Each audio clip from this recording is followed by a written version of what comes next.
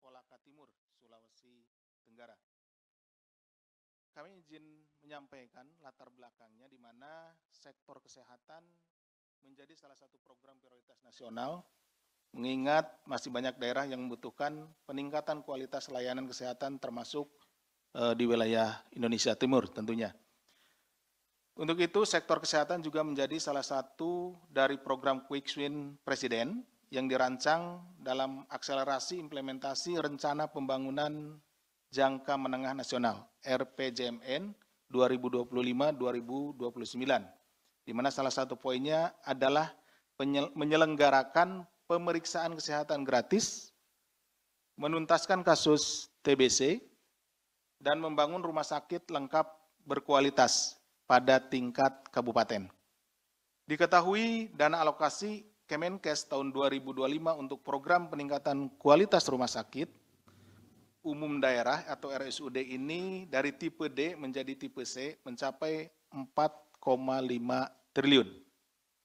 Di antaranya untuk proyek peningkatan kualitas pada 12 RSUD dengan menggunakan dana Kemenkes dan 20 RSUD yang menggunakan dana alokasi khusus atau DAK bidang kesehatan. Salah satunya yaitu pembangunan RSUD Kabupaten Kolaka Timur, Koltim, dengan nilai proyek sebesar 126,3 miliar yang bersumber dari dana DAK.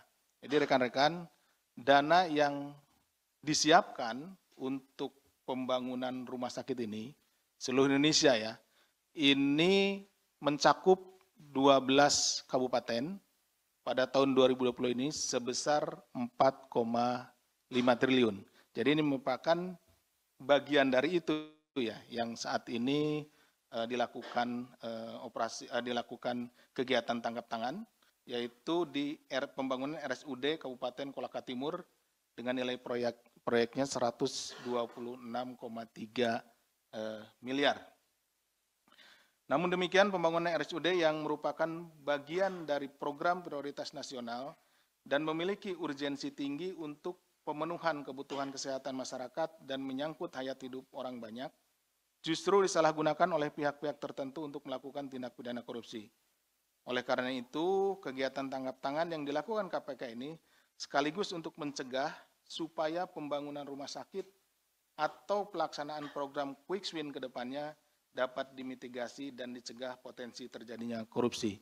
Jadi kita melihat bahwa ada 4,5 triliun ya anggaran yang disediakan untuk meningkatkan rumah sakit ya, dari tipe D menjadi tipe C di 12 kabupaten.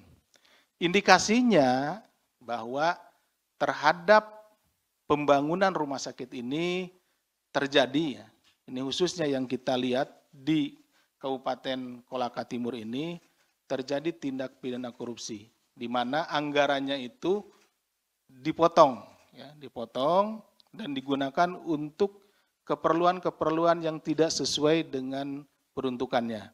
Nah ini membuat nantinya dengan berkurangnya anggaran, maka kualitas rumah sakit akan menjadi menurun.